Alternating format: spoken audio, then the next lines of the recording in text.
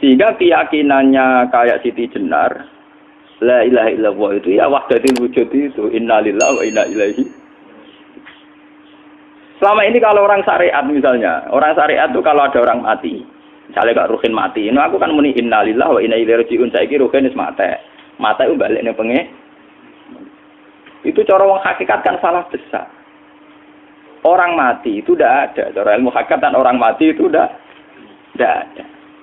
Roh ini tersiksa di alam fisik. Jadi ruh-ruh ini tersiksa di alam fisik. Karena ketemu ning jasate ruh. Tersiksa dulu. Akhirnya apa mangane kudu kerja piring Jepang tersiksa roh. Asal roti memang tersiksa. Misalnya kiai pemangan adalah kudu pidato 2 jam bareng tersiksa. Roh kenapa? Tersiksa. Mergo roh ora buta mangan, ora buta ngombe, tapi gara-gara melok fisik. Paham ya? Lho ini tenang dia warai ya bener. Lah kula boten. Sampeyan betul lho guru waras maksudnya nggih. Artinya waras secara akademik karena ada referensi, ada marojek nggih. Waras secara hakikat. Orang yang mendalami la ilaha illallah secara intensif nggih. Entah itu disebut kalimat sodo, bosuluk, boseloko, mbah kono pokoke. Orang yang memahami la ilaha illallah secara intensif itu pasti menuju ilmu hakikat. Dan menuju ilmu hakikat pasti ngalami hakikat yang khoyali. Ini rungokno tenan iki. Hakikat yang napa? Khoyali. Dan hakikat yang khoyali ini mulai menipu. Nggih, kalau sudah begitu ruwet. Misalnya ngeten nggih. Ketika kula maca nggih diskusi ini utawa perdebatannya Kalijaga mbek Siti Jenar. Saat itu ada Sunan Bonang juga. Kamu sujud pakai apa Kalijaga? Ya pakai jasad. Dari Siti Jenar. Daging kamu itu hanya onggokan daging. Nanti itu jadi bangkai. Dan setelah jadi bangkai itu habis. Kamu nanti ditulis Tuhan tidak termasuk yang sujud. Kebuat yang mbok sujud itu bentek. Mikir Kalijaga. Rugi ke sujud mbek bathuk mbek tangan. Jasad tem sampean kuntek. Ora ana sing crita kowe nak sujud mergo jasad itu mau sampean dadi bang.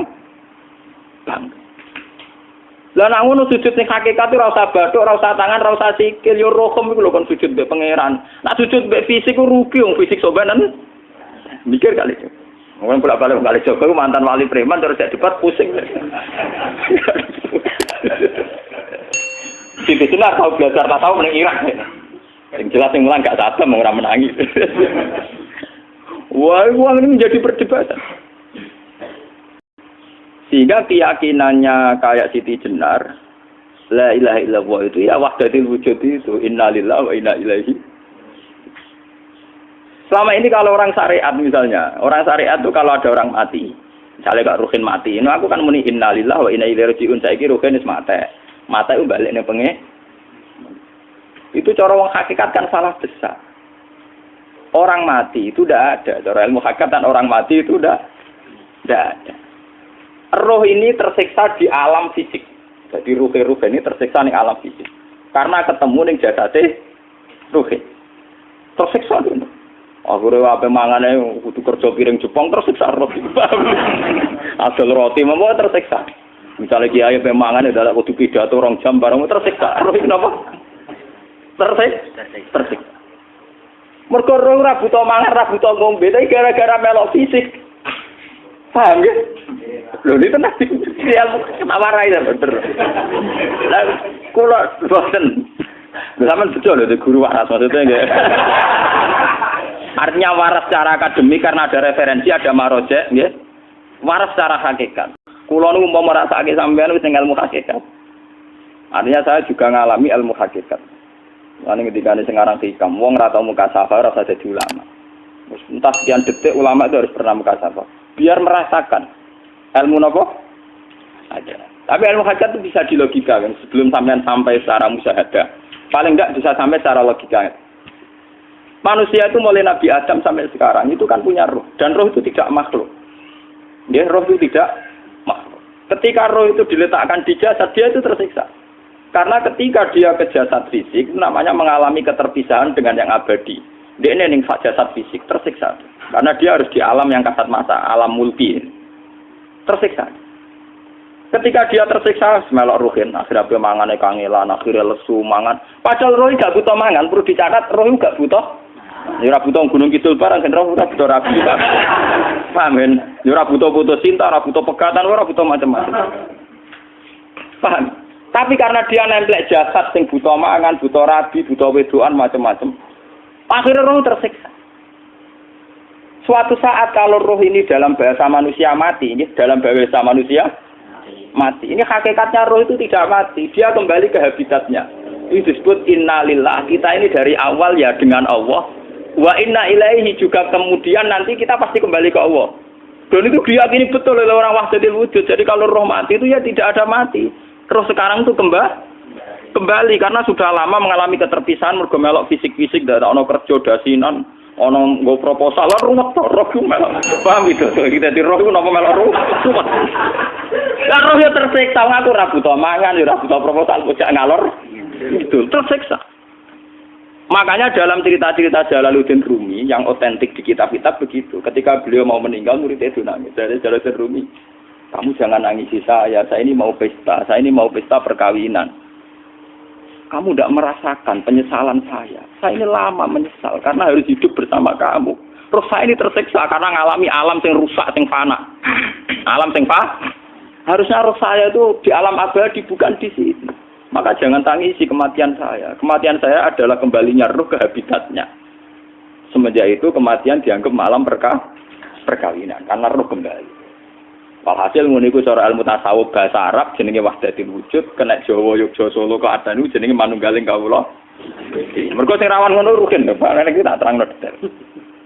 Dadi bathuk mesti iki buku sujud kan niku sampeyan ilang. Dadi seksine ora ono cara teorine sinten Siti?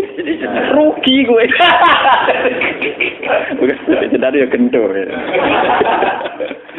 Lah kali coba mantan preman jak debat terus ora ngono mbok terus tak pateni kowe. Lah debat ilmiah ra iso. Premane kumat. Ya sam preman jak debat ilmiah. Ngono ku model. Kali Joko yo ora salah, dhisik Dina Umar nggih ngoten. Umar sahabat top. Lah jak debat atau milih patenane ya Rasulullah.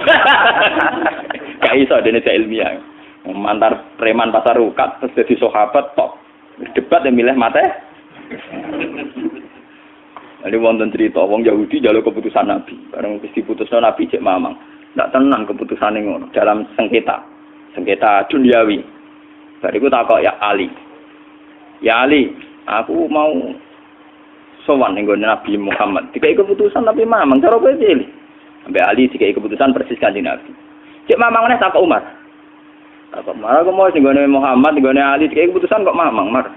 Cara kowe piye? Urusan duit. Entah ini, entah dia meleput buat apa? Uang diputus Nabi ora mar. Buat mati. Awe. Mereka mantan apa? Cara mantan intelektual atau intelektual kan ya wajar wong Yahudi kok percaya Nabi. Kan bareng cara Ali sederhana. Gak percaya wis kandhane. Ora mesti carane tangane. Lah ora apa patene. Ya wajar wong Yahudi kok percaya Nabi, nek percaya ora situ Yahudi Muslim. Lah Ali situ Gus Dur. Lah Gus Dur beda piye tenang. Ali nyen ngoten watake ngoten. Nasibe padha. Ali itu ilmuwan yang jadi presiden gak sukses. Sing niru Gus Dur. Mergo ning dinggo nek wong pinter mimpin ra sukses. Wong pinter gampang maklumi. Lah misalnya kita jadi kiai wong pinter, Pak Yai santri ini pacaran, maksud itu jangan anak cerita besok. Wah ruwet, terus malah dalil zinalina subuh syahwat minan. Piye pondok tanpa pelaturan? Paham ya? Ruwet dah. Mulane aja geman, iki kiai pinter teman-teman aja geman. Sing biasa wae ana syariate sithik-sithik. Sing kamane ana santri pacaran tersinggung, ana santri nakal tersinggung, sing ana rasane lha donya ana napa? Nek meguru kula nu urusan ilmu semi hakikat. Mun gitu. Sehingga kayak Siti Jenar, cara pandang Siti Jenar itu masuk betul ning gone pemikiran para santrinya. Kados Ki Ageng Pengging siapa masuk betul karena masuk akal. Cara mereka napa? Betapa ndak ada artinya fisik ini. Nah, kalau semua fisik ini tidak ada artinya, kemudian yang ada artinya itu roh, perjalanan apa? perjalanan terus sehingga diartikan inna lillah wa inna ilaihi rajiun. Inna sholati wa nusuki wa mahyaya wa mamati ku lillah. Lah kemudian sekarang sampean tak tanya misalnya ini latihan ilmu hakikat. Wa mahyaya lan penguripan ingsun. Kalau ingsun itu artinya fisik atau jasad, itu keliru besar karena jasad tidak pernah hidup. Yang hidup itu roh. Paham ya? Sekarang artinya wama mati itu apa? Kematian ingsun. Kalau roh itu tidak pernah mati, berarti kematian roh adalah keterpisahan dengan yang agung atau yang abadi. Dan semuanya itu lillahi rabbil alamin. Sehingga mereka mengatakan kematian itu satu pesta. Mulane kados Bilal ditakoki, ya Bilal, ketika murid-muridnya nangis bergape mati, ya Bilal ge seneng ae. Badan nalqal ahibbah Muhammad dan wa hisbah. Ya nak mati malah seneng tuh ketemu kekasihku. Sebab itu kematian tidak pernah jadi problem bagi mereka sing soleh, sing menembus ilmu hakikat. Paham? Tapi ilmu hakikat kayak ini itu yang diyakini Siti Jenar, diyakini Jalaluddin Rumi, diyakini para wali-wali wahdatul wujud. Dulu Syekh Husain Sinten Al-Halal. Itu kemudian melahirkan prahara syariat. Prahara apa? Syariat. Sebab itu Wali Songo, oke Siti Jenar benar dalam filosofinya, tapi harus dibunuh. Karena menjadi prahara syariat. Sama dengan yang dikatakan Nabi itu benar, tapi menjadi prahara syariat. Akhirnya disomasi oleh Umar radhiyallahu anhu. Jadi sebetulnya sama, pola-pola ceritanya sama. Intinya sebuah ilmu hakikat harus dikawal napa? Syariat. Nggih kula bolak-balik, contoh paling gampang wit pisang. Wong nak mangan gedang kulitnya tetap dibuang. Tapi umpama gedang dari awal ora usah kulit, ra sido dadi gedang. Paham nggih? Meskipun kon ape dipangan ya dibuang. Tapi kita tidak bisa membayangkan pisang dari awal tanpa napa? Mbah kekeringan, mbah bosok, mbah ra sido dadi napa? Pisang. Terus pentingnya syariat lagi begini, malah penting ngaji wali-wali syariat yang pinter kados Sunan Kudus, kados Sunan Bonang. Andai kan tidak ada syariat itu dunia pun mesti rusak. Contoh paling gampang masalah pornografi, porno aksi. Jadi jenar ada omongi ngono ibu ngakak-ngakak deh. Dari pangeran wis pirsa, kowe nek klambi pangeran ora ora tentu ora ya ora usah klambenan. Wong ora ana gunane. Kalau yang paling penting tu nazarullah, kenapa kowe klambenan barang, wong kowe klambenan ora pangeran tetep pirsa. Nyatane si jenar nak mulang nggih coba klambenan lah intine napa? Dinya ada nabi Sunan Bonang. Nah kowe percaya kabeh nazarullah ora usah napa? Klambenan. Tetapi teori ra usah klambenan iki dinggo tenan. Mulane nek pas wiridan aliran sesat ciri utama. Kira klambenan tenan. Lah ruwet to. Lha iki tenan iki cerita. Iki pentingnya ngaji nggih. Ben sampean ngerti variasi riwayat, kemudian kita orang syariat harus kayak apa, kemudian kenapa menjadi aliran wahdatil wujud. Lah terus kita ini ya, kita ini kan orang syariat. Memang kelemahan orang syariat itu akeh kok sampean-sampean siji mesti ra kramat. Modele ora ana di duwe bingung. Urip wong syariat lho apa? Dineng bojo wedi, dineng tangga wedi, pengaruhe menurun. Pancen orang syariat itu banyak kriminal tauhidnya itu memang jelas. Melane kiai-kiai peken nak ketemu kiai-kiai sing setengah jadah wedi mergo iso nebak atine. Ndekne meriang langsung. Sing kiai ra tau salat keramat padahal ngambungan wong. Sumudina salat pas waktu kok ora tau keramat. Wong ape buah utang tanggane iku keramat apane? Sing kono ngawur-ngawur sowan pirang. Meriang oleh syariat ngadepi wong hakikat napa? Mulane jogeman dadi wong syariat sing ngene iku bahaya. Nah, kula mboten ngarah. Sampai dadi wong syariat sing ra keramat. Bahaya sekali itu bagi perjalanan agama. Kalau sering ketemu kiai-kiai yang terkenal keramat di Juwaduk tiang-tiang hakikat. Ditantang kanca-kanca kula wani, tantang aku tetep rawani kok. Mikir deh. Karena orang yang sama-sama ke jalur hakikat tetap punya alamat, tetap wonten simahum fi wujuhi min atsari sujud. Cara pandangnya mesti sama. Kalau nanti ketemu murid, ya artinya yang ikut aliran Siti Jenar, dia ada sholat, ada apa, hidup di satu tempat gitu. Padahal dia bisa baca ihya. Dulu pernah mondok di Mekah, pernah di Irak. Itu ya meresahkan para kiai. Kemudian sebagian mereka minta saya suruh ketemu. Ya walhasil kalau ketemu pertama ya.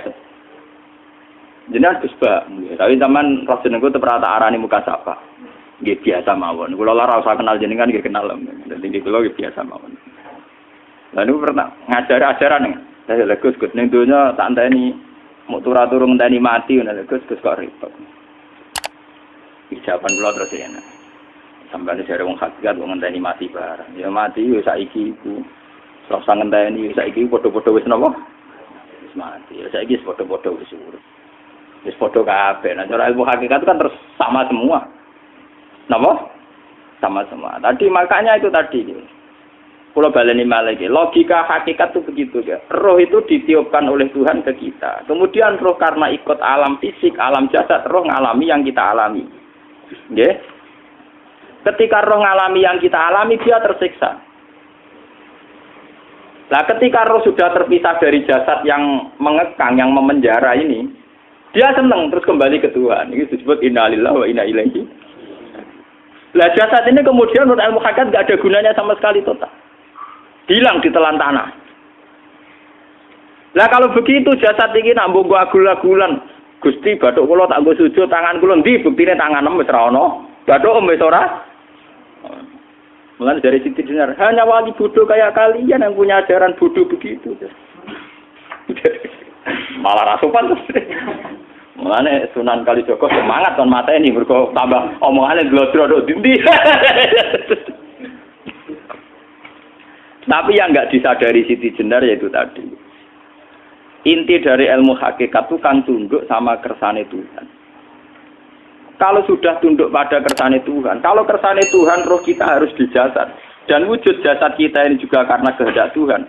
Kenapa yang wujudnya jasad yang karena kehendak Tuhan engkau ingkari? Sementara wujudnya roh tidak kamu ingkari. Toh wujudnya jasad ya bi iradatillah wa bi masyiatillah. Wujudnya roh ya bi wujudit bi masyiatillah wa iradatillah. Harusnya fungsi jasad juga harus kamu akui toh Siti Jenar. Wong sekarang kita punya jasad ya bukan karena kita, karena kehendak Allah. Kenapa kamu ingkari? Berarti kamu mengingkari kehendak meneng Siti Jenar.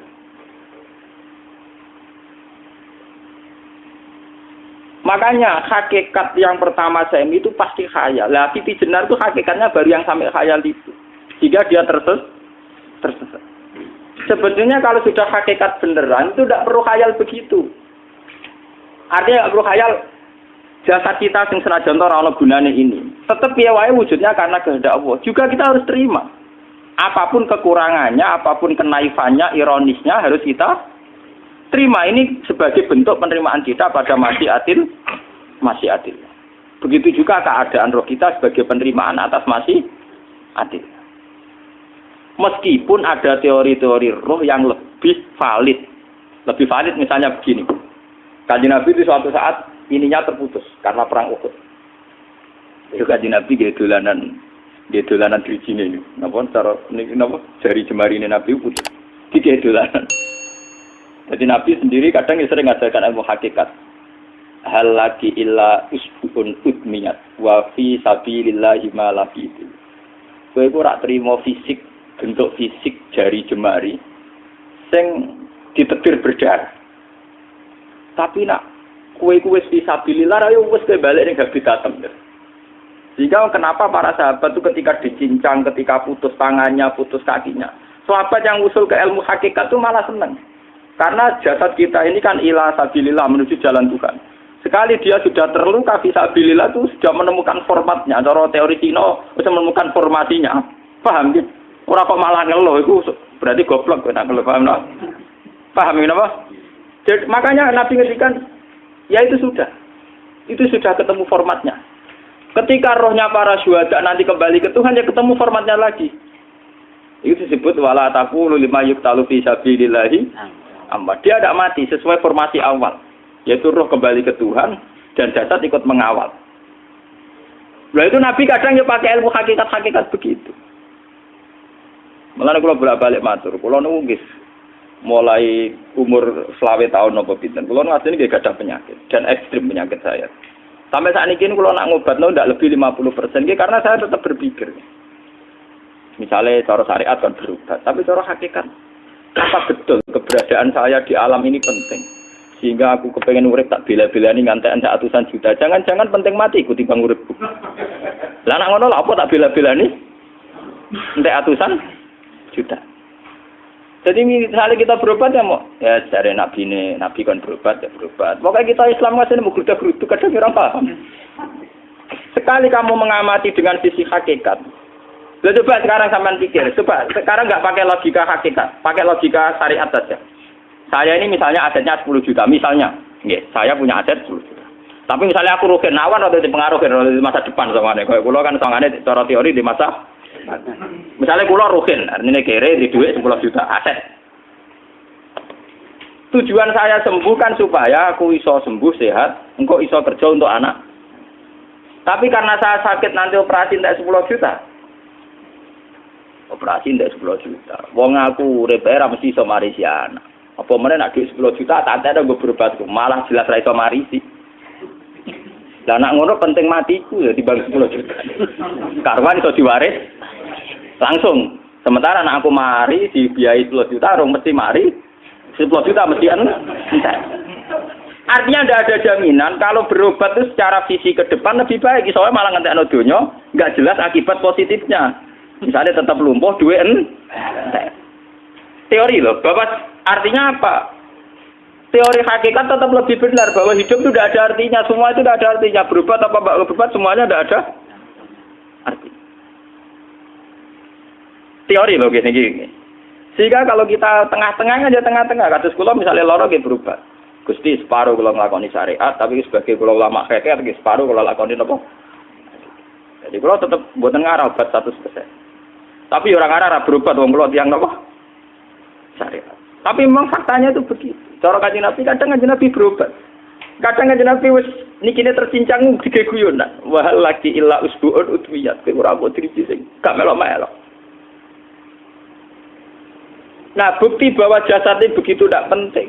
Kayak Sayyid Hamzah. Menurut Sayyid Hamzah nganggep wahyu bentone ra karuan. Kalau teori Siti Jenar itu benar, teori Jalaluddin Rumi benar. Benar teorinya ya, ora kok ra salate lho, nggih. Maksudnya kok nganut ra salate. Benar cara analisis roh. Ketika Sayyid Hamzah dinyatakan mati oleh manusia, oleh hukum manusia dinyatakan mati karena dia sudah tidak bergerak. Dalam teori hakikat kan rohnya Sayyid Hamzah sudah fi khawasili tuyurin khudrin. Rohnya sudah diambil Tuhan, tidak mati. Paham ya? Ketika rohnya Sayyid Hamzah sudah diambil, jasad ini sudah tidak punya rasa. Sekarang secara syariat kasat mata kita tahu, wong jasad nak diinfus, di sayat-sayat dioperasi ora kroso. Apa meneh saiki ruhe wis bisa. Lha ya jasad itu cek gampange, dioperasi dibius saja terus tidak kerasa. Apalagi rohnya sudah diambil. Lah saiki bayangkan, ketika Sayyid Hamzah itu sudah di atas, niku kira-kira delok wahsi ra wong bentuk. Lho wong kok baca igabus. Ketika jasad benar-benar tidak penting, kemudian jasadnya Sayyid Hamzah kan dicincang oleh wahsi. Ketika rohnya sudah diambil kan Hamzah tidak merasakan. Berarti Sayyid Hamzah guyu-guyu wahsi. Wahsi cek bentuk nih gabus dicincang. Paham ya? Lho niki tenan. Artinya ketika pandangan manusia iba kepada Sayyid Hamzah karena dicincang, dimutilasi oleh wahsi. Wahsi tidak ngalami Pak Sinten, Sayyid Hamzah tidak ngalami apa-apa karena rohnya sudah bersama Tuhan. Dan iso wae Sayyid Hamzah malah guyu-guyu wahsi. Cek gobloke. Gabus kok dicincang. Lah nak ngono rak mirip, makanya nggih. Dalam hal ini itu dalam teori roh itu sebetulnya Siti Jenar tidak sesat dalam teori roh. Tapi jangan katakan itu penemuannya Siti Jenar. Siti Jenar itu terlambat. Sebelum itu ada Husain Al-Khallas, sebelum itu ada Jalaluddin Rumi. Sebelum itu juga ada sahabat, ada nabi. Cuma cara aplikasinya Siti Jenar melenceng. Jadi jangan katakan kok tak kampus-kampus, iku pendapat Siti Jenar itu malah goblok meneh. Siti Jenar iku wis anut, paham nggih maksud apa? Wis anut. Nah, teori yang sama terjadi pada Yesus Kristus. Ketika Yesus misalnya secara lahir dicincang, dimutilasi, diapakan oleh orang Yahudi. Sebetulnya rohnya dia sudah bersama Tuhan, kembali ke Tuhan Bapa, nah cara Kristen. Nah cara Islam ya balik ning pangeran. Andaikan itu iya, itu ya tidak ada masalah karena hakikatnya dia tidak dicincang, tidak dibunuh. Andaikan iya lah, tentu menurut Islam yang dibunuh Yudas atau siapa itu yang masuk bialah. Tapi sama sebetulnya teorinya sama. Kalaupun iya tidak ada masalah. Oke, kalau misalnya Nabi Isa karena ada kontroversi menyangkut dia atau Yudas. Sekarang yang Zakaria dan ya. Zakaria itu dicincang betul oleh orang Yahudi, matinya dimutilasi. Tapi dia tidak apa-apa. Karena ketika beliau dicincang, rohnya sudah diambil. Ini rumah tenan kan. Ben kira untuk kendel mati paham kan ya. Dadi maksudnya niku kula ajari nak mati itu tidak problem. Niki kalau urip wedi lho. Nah ini bersamaan paham ya. Kaitan la ilaha illallah ini nanti semuanya sama kaitan sama apa? La ilaha illallah. Ini nanti ujungnya sama dengan la ilaha illallah. Begitu juga seterusnya. Misalnya Yahya kalian sinten? Zakaria. Ketika Tuhan ditanya, jadi tenggene alam malakut pengiran ditakok, ya Allah, Yahya dan Zakaria itu kan hamba pilihan engkau. Ketika dicincang kok jenengan biarkan. Endi Yahya Zakaria dicincang? Aku iku ora goblok dari pengiran. Sedurunge dekne dicincang jasate ruhe tak jupuk. Dadi dekne ora krasa blas. Begitu juga ning tafsir-tafsir sampean lihat wa Maryama. Sayyidah Maryam yang istrinya Fir'aun. Itu kan dia iman sama Nabi Musa Asiyah, ya Asiyah imro'ati napa? Fir'aun. Asiyah imro'ati Fir'aun, ya. Itu kan dihukum oleh Fir'aun. Ketika mau ditumpaki napa? Batu besar. Iku Allah ketika di pangeran, ya malaikal mauti, cepat ambil rohnya sebelum dihunjami batu besar. Terus rohnya diambil. Sebab itu dalam hukum Tuhan, Tuhan itu tidak merasa bahwa Tuhan membiarkan Asiyah, membiarkan Hamzah, membiarkan Yahya, membiarkan Zakaria. Dalam hukum Tuhan, semua orang ini roh-roh terhormat. Akhirnya nak nganggo teori iki sing nyincang malah goblok, wong gabus goblok cincang ngono lho. Dadi nak nganggo teori iki malah berbalik, sing goblok sing nyincang. Paham? Yo ora kok sesuai sampean kiaskan saja. Wong dibius wae disayat-sayat gak krasa. Kaya apa nak ruhe bener-bener wis tercabut terpisah. Rasane ning ndi?